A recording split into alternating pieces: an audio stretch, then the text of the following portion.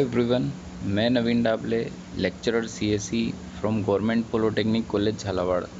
तो आज के इस वीडियो में जो हम डिस्कस करने जा रहे हैं वो टॉपिक स्विंग टॉपिक के हैं। सब टॉपिक्स हैं ये स्विंग के। तो जे टेबल है, जे लिस्ट है, जे स्क्रॉल पेन है और यूज़ ऑफ टूल टिप, इन सब के बारे में हम आज के इस वीडियो में डिस्कस करने वाले हैं। ये हमारा सब्जेक्ट है CS 309 जावा टूल्स, उसका 7th यूनिट यानी स्विंग, उसका 7 नहीं 5th यूनिट जो हमारा चैप्टर 5 है उसका टॉपिक है ये स्विंग का। तो आज हम इन्हीं के बारे में डिस्कस करने वाले हैं थोड़ा डिटेल में इस वीडियो में। तो स्टार्ट करते हैं। फर्स्ट है हमारा जे टेबल। तो टेबल जैसे जनरली हमारी टेबल बनाते हैं हम, जिसके अंदर हमारा डेटा होता है और ऊपर हमारे रोज़ और कॉलम्स होते हैं, जिसमें हमारा जो रोज़ है वो डेटा होल्ड करती है और ऊपर जो हमारे कॉलम सबसे फर्स्ट कॉलम होता है वो हमारा हेडिंग देते हैं उस रो के लिए, उस कॉलम के लिए हेडिंग देंगे। तो हम एक टेबल कैसे क्रिएट करते हैं स्विंग में, तो वो हम देखेंगे अभी। तो सबसे पहले तो J table class is used to display data in tabular form. तो जे टेबल क्लास का यूज़ करते हुए हम जे टेबल क्लास का ऑब्जेक्ट बनाएंगे और उसके थ्रू हम जो डेटा को क्या है टेबुलर फॉर्म में रिप्रेजेंट करेंगे। It is composed of rows and columns. तो आपको पता है कि टेबल जो होती है वो रो और कॉलम से मिलकर बनी होती है। तो कॉमनली यूज्ड कंस्ट्रक्टर जो हैं आपके जे टेबल के वो ये हैं, एक तो जे टेबल और इसके अंदर कोई भी पैरामीटर पास नहीं कर रखा। तो ये करती है आपके creates a table with empty cell. तो ये एक आपके एम्प्टी टेबल जनरेट कर देगी, खाली टेबल जनरेट कर देगी। इसके बाद है नेक्स्ट दूसरा जो कंस्ट्रक्टर है, इसके अंदर आपने पास कर रखा है ऑब्जेक्ट, और ये 2 डायमेंशनल एरे है और रोज़, फिर ऑब्जेक्ट, कॉलम्स। तो यहाँ पर आपने डेटा स्पेसिफाई कर दिया है। तो ये क्या करेगा, creates a table with the specified data. तो जो आपने डेटा स्पेसिफाई किया है उसके अकॉर्डिंग ये टेबल जनरेट कर देगा। अभी हम देखेंगे कि कैसे ये मतलब कंस्ट्रक्टर का यूज़ करके टेबल क्रिएट करते हैं। तो ये प्रोग्राम है आपका जो कि एक टेबल क्रिएट करने के लिए यूज़ किया हुआ है। तो यहाँ पर आपका javax.swing पैकेज मैंने यूज़ कर लिया, यहाँ पर इंपोर्ट कर लिया और उसके अंदर जितनी भी क्लासेस है ये स्टार लगाने से मेरे प्रोग्राम में आ चुकी हैं। इसके बाद पब्लिक क्लास टेबल एग्जाम्पल। तो ये टेबल एग्जाम्पल मेरे क्लास का नाम है और इसके अंदर हम बना रहे हैं एक जे फ्रेम। तो यहाँ पर जे फ्रेम क्लास का एक ऑब्जेक्ट बना दिया हमने जो कि हमारा फ्रेम बन चुका है। टेबल एग्जाम्पल, यहाँ पर मैं ये क्या कर रहा हूँ, इस क्लास का जो मेरी क्लास है इसका मैं कंस्ट्रक्टर डिफ़ाइन कर रहा हूँ, डिफ़ॉल्ट कंस्ट्रक्टर। तो यहाँ पर मैंने दिया f equal to new J frame. तो यहाँ पर मेरा एक फ्रेम क्रिएट हो चुका है। अब स्ट्रिंग डेटा, तो मैंने ये 2 डायमेंशनल डेटा एरे बना दिया, एक 2 डायमेंशनल एरे बना दिया जिसके अंदर मेरी ये रोज़ स्पेसिफाई है 101 अमित और 6,70,000। तो ये एक वैल्यू हो गई, ये एक रो हो गई, इसके बाद ये सेकंड रो हो गई और ये थर्ड रो हो गई। तो ये मेरा जो हमने वहाँ पे ऑब्जेक्ट और रोज़ पास की थी वो ये चीज़ है, ये मेरा डेटा है, स्पेसिफाइड डेटा। तो ये फर्स्ट रो है, ये सेकंड रो है, ये थर्ड कॉलम। तो यहाँ पर मैंने कॉलम पास कर दिए, यहाँ पर आईडी, नेम और सैलरी। तो ये हमने कॉलम पास कर दिए जो आपकी टेबल के हेडिंग होंगे।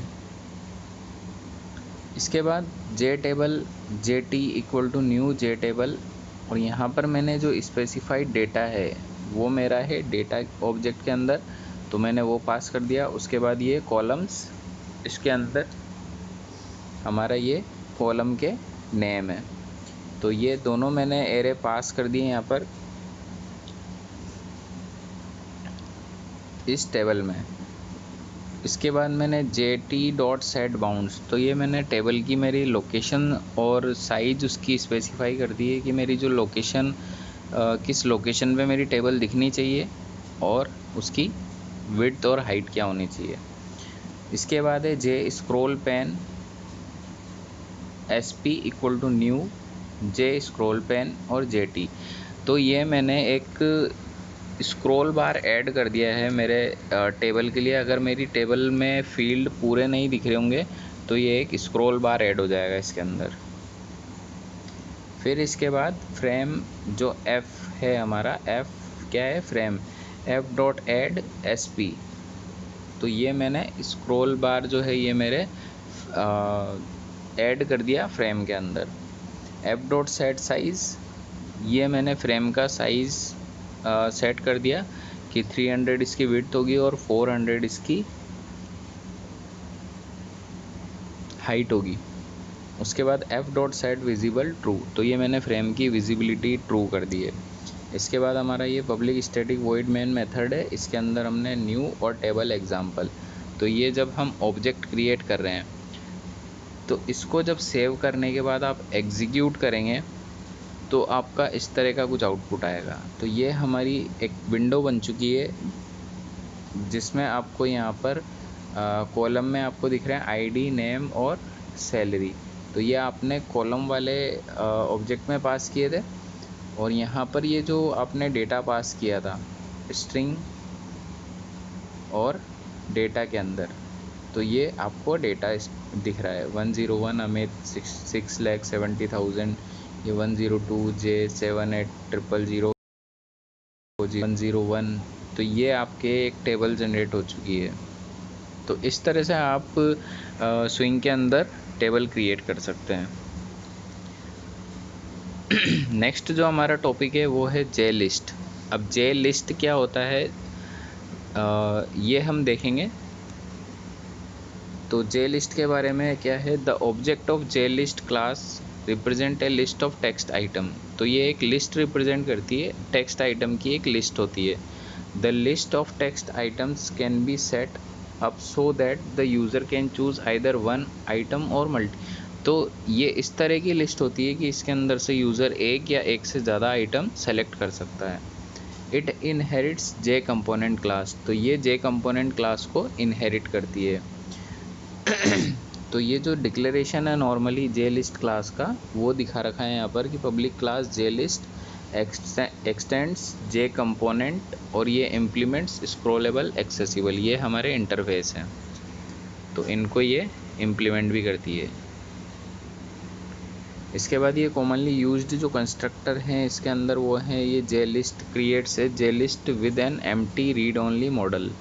तो ये एक रीड ओनली मोड में आपके एक जे लिस्ट, खाली जे लिस्ट क्रिएट कर देगी।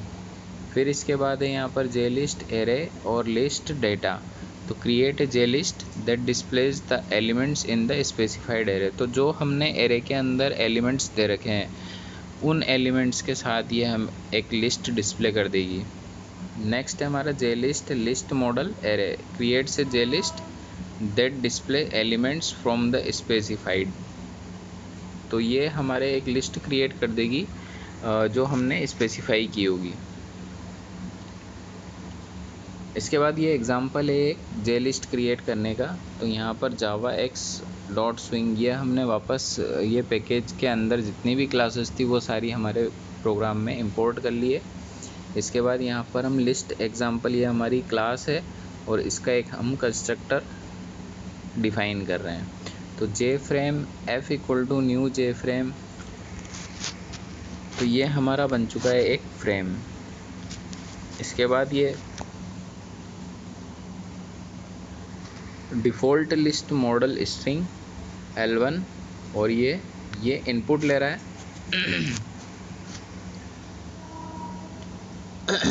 इसके बाद ये L1.add एलिमेंट। तो ये जो हमारी एक लिस्ट मॉडल मतलब एक एम्प्टी लिस्ट बन चुकी है उसके अंदर अब हम आइटम ऐड कर रहे हैं L1.add एलिमेंट। तो यहाँ पर हमारा आइटम 1 ऐड हो गया, यहाँ पर हमारा आइटम 2 ऐड हो गया, फिर आइटम 3 ऐड हो गया, आइटम 4 ऐड हो गया।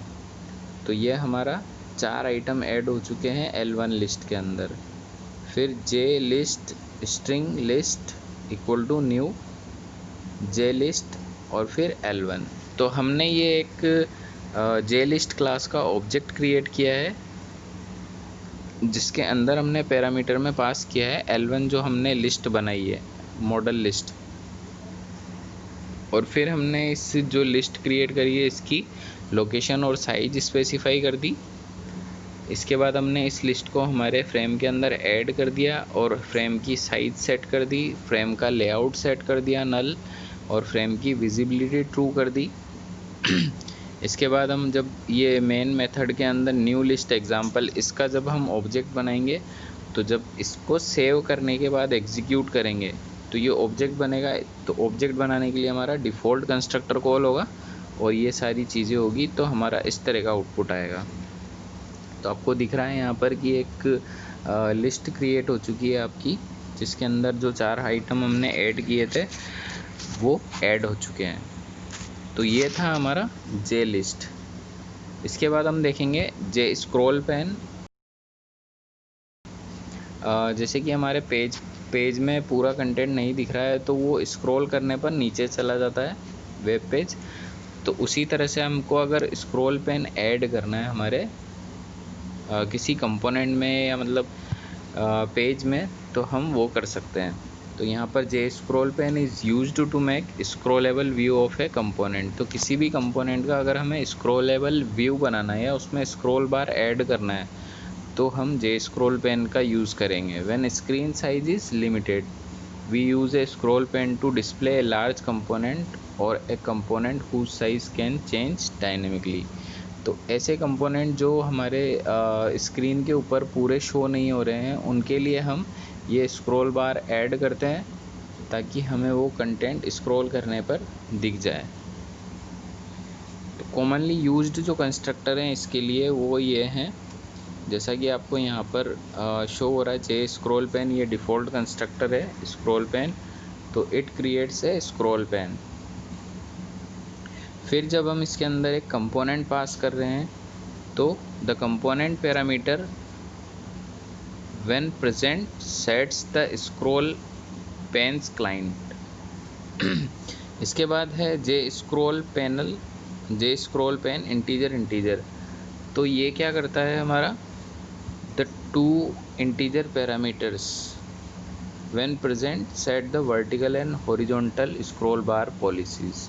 तो ये वर्टिकल और हॉरिजॉन्टल स्क्रॉल बार्स ऐड कर देगा।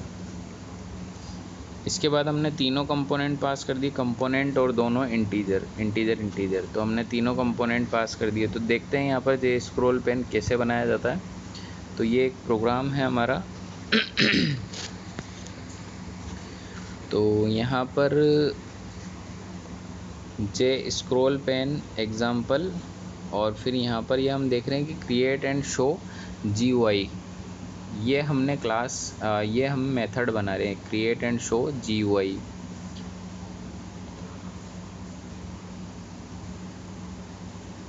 इसके बाद ये क्या कर रहा है, जे फ्रेम, ये एक फ्रेम क्रिएट कर रहे हैं जिसका हेडिंग है, टाइटल है इस फ्रेम का स्क्रॉल पेन एग्जाम्पल। इसके बाद उस फ्रेम का हम साइज सेट कर रहे हैं और फिर उसकी विजिबिलिटी हम ट्रू क्लोज ऑपरेशन परफॉर्म कर रहे हैं हमारे फ्रेम के ऊपर, जिससे कि क्लोज बटन पे क्लिक करने पर हमारा प्रोग्राम बंद हो जाए।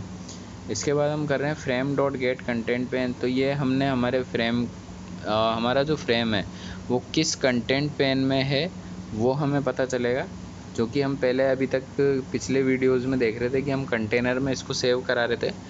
तो यहाँ पर डायरेक्ट यूज़ कर दिया है।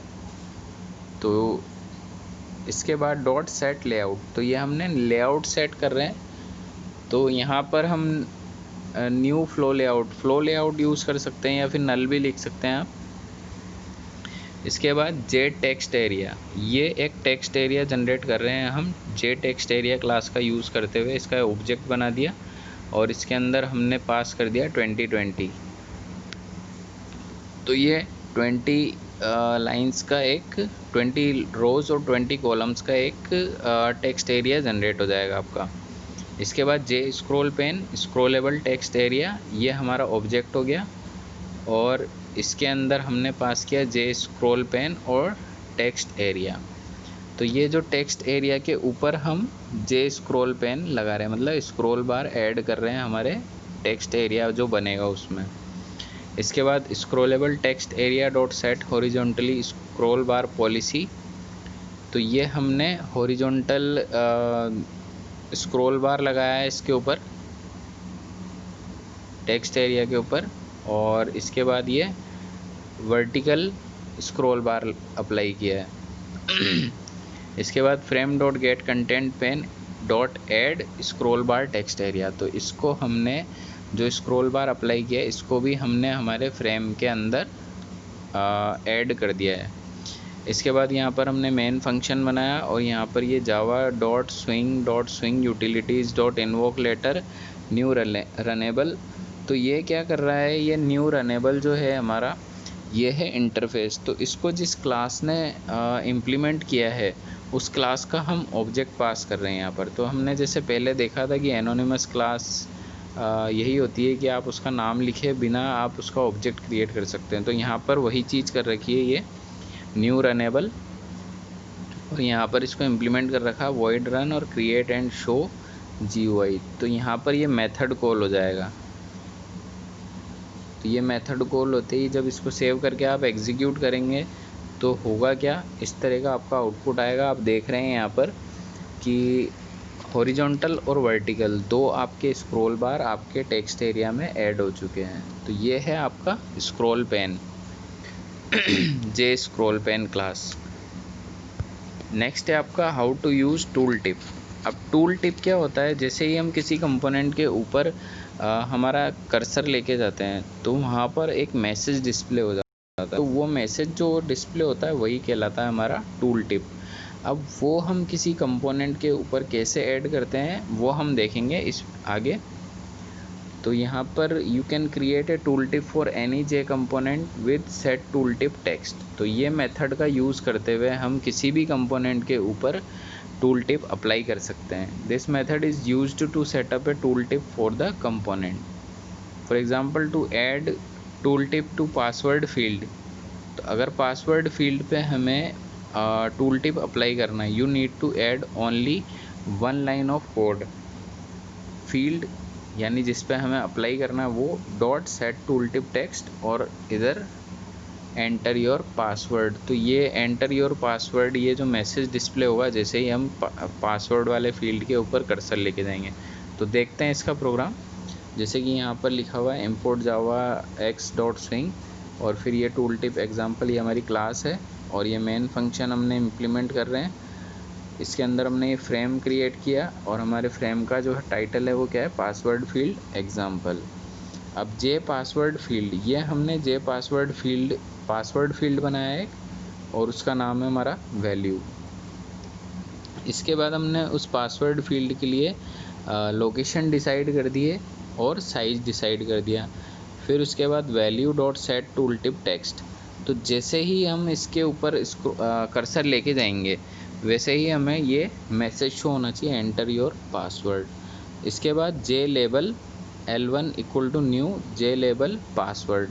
तो ये हमने एक पासवर्ड नाम से लेबल क्रिएट कर दिया।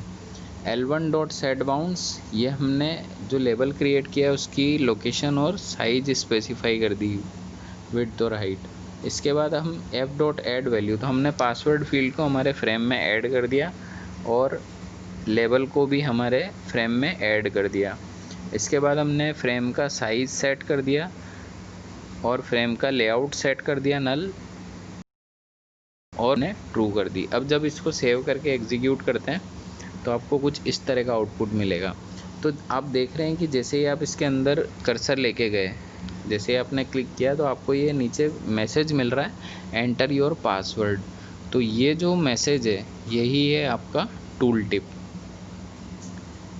तो आज के इस वीडियो में हमने देखा कि जे टेबल कैसे क्रिएट की जाती है, जे टेबल क्लास का यूज़ करते हुए हम टेबल कैसे क्रिएट करते हैं। फिर उसके बाद हमने देखा कि जे स्क्रॉल पेन मतलब स्क्रॉल बार हम किसी कंपोनेंट के ऊपर कैसे अप्लाई करते हैं, और हमने देखा कि टूल टिप को किसी भी कंपोनेंट के ऊपर अगर हमें अप्लाई करना है तो set tool tip text method है हमारा, और उसके अंदर हम जो भी मैसेज देंगे वो हमें उस डिस्प्ले हो जाएगा जैसे ही हम हमारे कंपोनेंट पे कर्सर लेके जाएंगे। और उसके बाद हमने देखा कि जे लिस्ट कैसे क्रिएट करते हैं। तो ये था आज के इस वीडियो में हमारे, मतलब ये स्विंग के 4 कंपोनेंट थे। तो आज के इस वीडियो में इतना ही। Thank you.